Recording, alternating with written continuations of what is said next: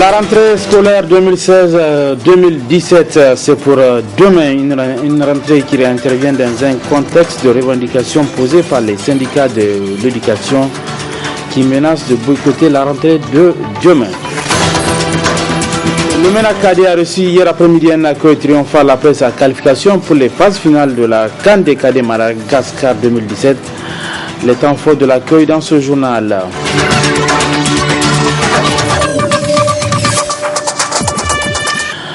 Mesdames, Messieurs, bonsoir et bienvenue sur cette nouvelle édition d'information sur la télévision Labari que nous débutons avec un retard et veuillez bien nous en excuser. Je l'ai annoncé dans les titres. Demain mardi 4 octobre 2016, ce sont quelques 3 340 416 élèves qui vont prendre encore le chemin de l'école au niveau des écoles primaires, collèges et dans les écoles professionnelles sur l'ensemble du pays. À cette occasion, c'est le ministre de l'enseignement primaire qui, à son nom et au nom de ses collègues en charge des enseignements secondaires et de la formation professionnelle, a livré un message de bonne rentrée aux scolaires. Je propose de suivre le résumé de ce message avec Michel Lee. Faire de la qualité de l'éducation un cheval de bataille dans la vision du programme de la Renaissance Acte 2, c'est l'engagement que réitère le gouvernement par la voix du ministre de l'enseignement primaire qui appelle tous les acteurs à s'impliquer pleinement pour relever le défi de la baisse tendancielle de niveau des élèves relevés d'année en année par les évaluations nationales et internationales, a-t-il indiqué. Aussi, une attention particulière sera-t-elle accordée à la formation initiale dispensée dans les écoles normales et à la formation continue des enseignants de terrain. C'est dire que nous serons particulièrement attentifs aux résultats des élèves, aux acquis tangibles et effectifs de nos enfants en termes de savoir-faire et savoir-être des apprenants. Aussi, dans cette perspective, les initiatives de mobilisation des ressources d'innovation, de culture de résultats seront encouragées, vulgarisées et récompensées, a ajouté le ministre en charge de l'enseignement primaire. L'alphabétisation et l'éducation non formelle ne seront pas en reste. Le plan d'accélération de l'alphabétisation entrera véritablement dans sa phase active de mise en œuvre cette année. En souhaitant à toutes et à tous une bonne rentrée et une bonne année scolaire 2016-2017, nous réitérons notre disponibilité au dialogue, notre esprit d'ouverture vis-à-vis de la communauté éducative dans toutes ses composantes desquelles nous attendons des réflexions et actions hardies, ingénieuses, de nature à sortir l'école des sentiers battus. Au plan national, ce sont quelques 3 340 416 élèves, dont 2 600 000 du primaire, 684 549 du cycle de base 2 et 55 864 de la formation professionnelle et technique qui sont concernés par cette rentrée scolaire du 4 octobre 2016 qui se tient après la rencontre annuelle des cadres tenus les 21 et 22 septembre dernier avec comme thème central quelle gouvernance pour une éducation de qualité au Niger. Dans le même chapitre, le syndicat national des enseignants, fonctionnaires et contractuels de l'éducation de base SINASEB a tenu ce matin une assemblée générale. Moukela Halidou et sa base ont passé en revue les points de discorde qui les opposent au gouvernement. Le compte rendu avec Nafisa Hassan.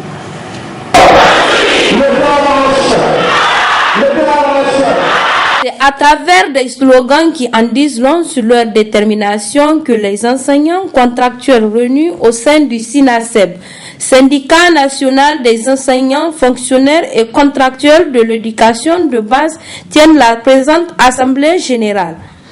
Ce surtout au regard de leur situation actuelle peu reluisante. Aujourd'hui, nous ne pouvons pas continuer à croire en tout cas à tout ce que le gouvernement est en train de nous dire, à tout ce que le gouvernement est en train de poser comme acte, en tout cas par rapport à l'école publique nigérienne. Vous avez été témoin des préoccupations des enseignants qui n'ont pas trouvé de solution. Vous avez été témoin qu'à pendant ces vacances, les enseignants étaient restés pendant 3-4 mois sans pour autant avoir leur salaire ou leur pécule.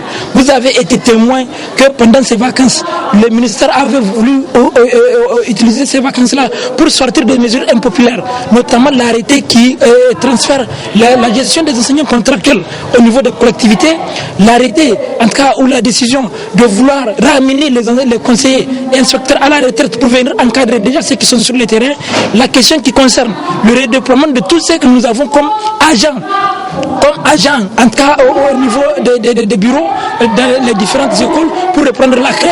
Et vous avez été témoin, en tout cas, de la suspension des indemnités et autres avantages liés à la fonction que nous sommes en train d'exercer par le ministère des Finances. Situation assez révoltante qui les pousse d'ailleurs à un boycott de la rentrée.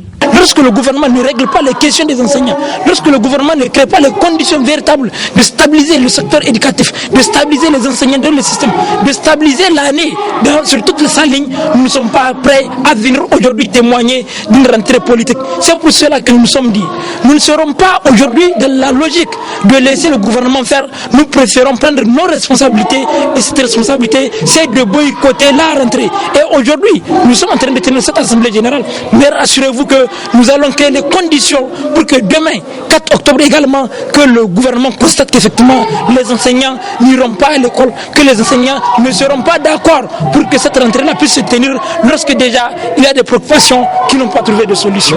Haussant ainsi le ton et tapant du poing sur la table, le SINASEB fait de la défense des intérêts matériels et moraux un préalable fort face auquel il ne fera aucune concession. L'actualité politique, le parti Mouvement démocratique pour le renouveau MDR Tarna a animé ce matin à son siège une conférence de presse. Le bilan de la tournée effectuée par une délégation du parti qui l'a conduit en Europe et au Maghreb, mais aussi apporté un démenti par rapport à un article publié par un journal relatif à une rébellion orchestrée par le président du parti. Le résumé de cette conférence de presse avec Nasser Dantouf.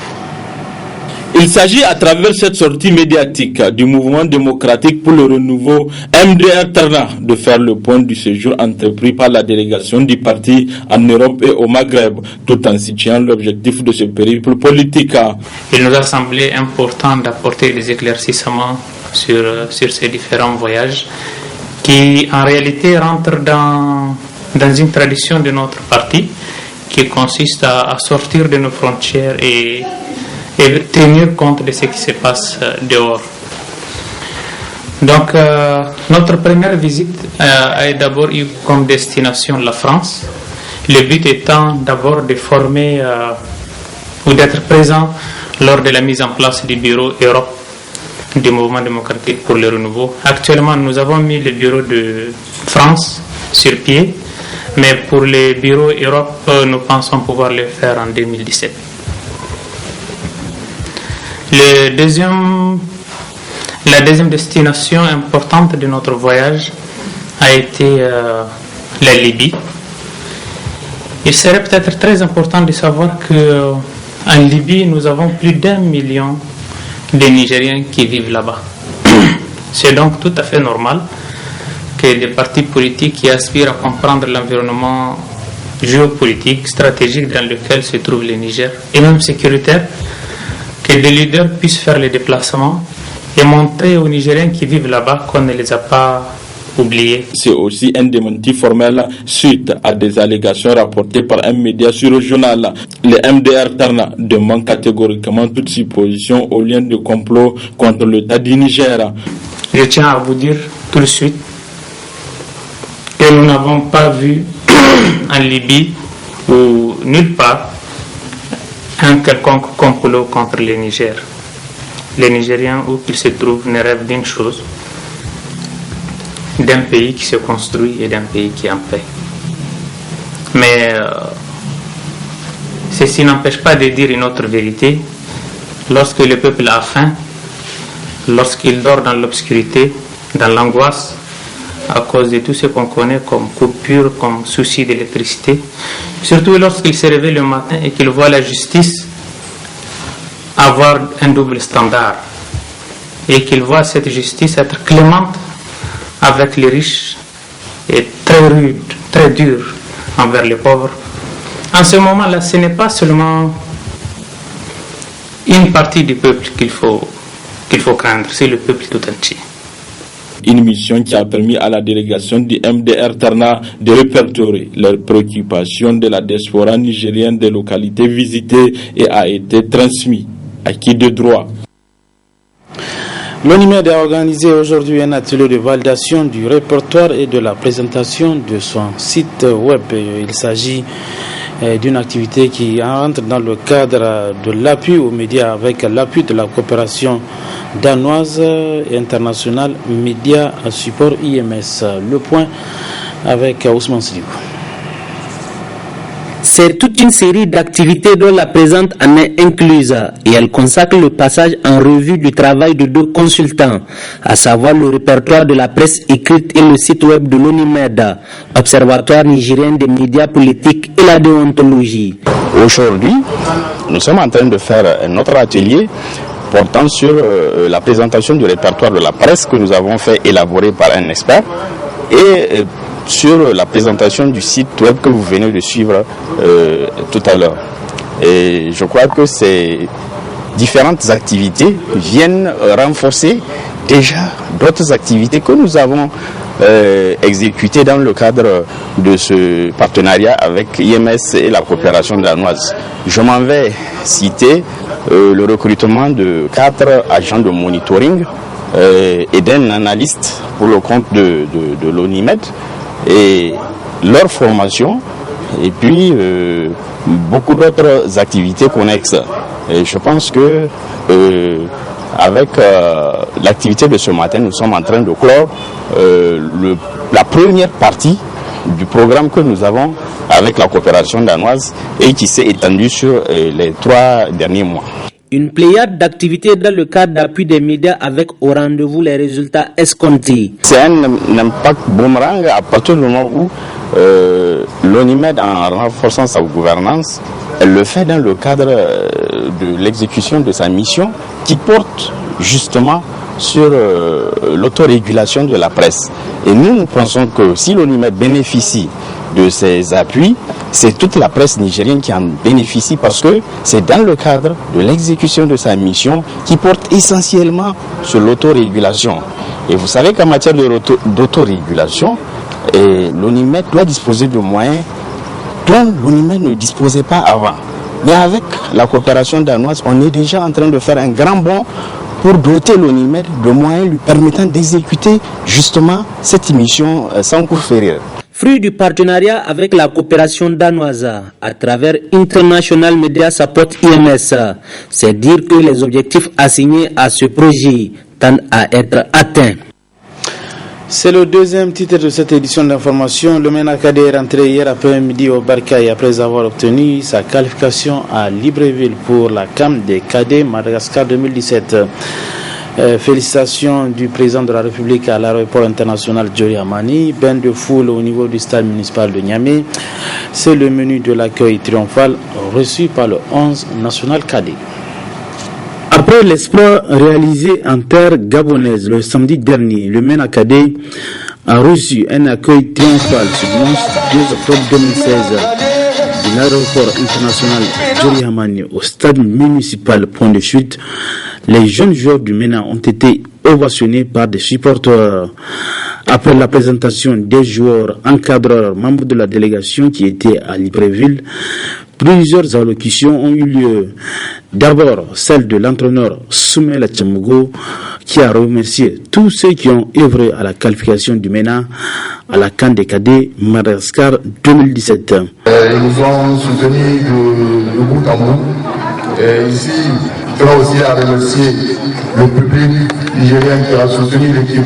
En tout cas, durant tout le match que nous avons joué à domicile et qui nous ont poussés à la victoire. Nous remercions aussi les autorités nigériennes, la Fédération nigérienne de football, qui n'a ménagé aucun effort, en tout cas, pour nous mettre dans les conditions en cas de compétition. Autre intervention, celle du colonel-major Jibrillahi Mahamidou Di Pelé, un président tout heureux de l'exploit de ses poulains. Ces enfants-là ont fait preuve de sacrifice aujourd'hui parce qu'ils ont joué pour le Niger sans rien attendre comme récompense. Ils ont joué sans rien réclamer. C'est un acte patriotique fort et à saluer. On dit souvent que président de la FENI, faute que je suis à la baraka, à la chance. C'est vrai, aujourd'hui, on a un ministre aussi qui est à la baraka, parce qu'il est allé aux Jeux Olympiques avec Alpha, il nous a ramené une médaille. Aujourd'hui, il est allé à Libreville avec nous, on est revenu avec une qualification. Je pense que si les barakas s'accompagnent, on ira loin. D'être reçu par le président de la République à l'aéroport, malgré son calendrier, son déplacement. Il a tenu à les rencontrer, à les féliciter. C'est à saluer. Je suis sûr que, en tant que premier capitaine aujourd'hui, avec ce que ses enfants ont fait, je sais qu'il accompagnera cette équipe-là pour qu'on puisse arriver à l'exploit que je dis. Quant au ministre de la Jeunesse et des Sports, la qualification du MENA à la CAN des cadets est une preuve que le football nigérien regorge du talent. Je voudrais tourner vers ces jeunes sportifs du MENA cadet qui ont été valeureux, qui ont fait preuve d'un courage extraordinaire en jouant décomplexé, en battant une grande nation de football, les Gabon.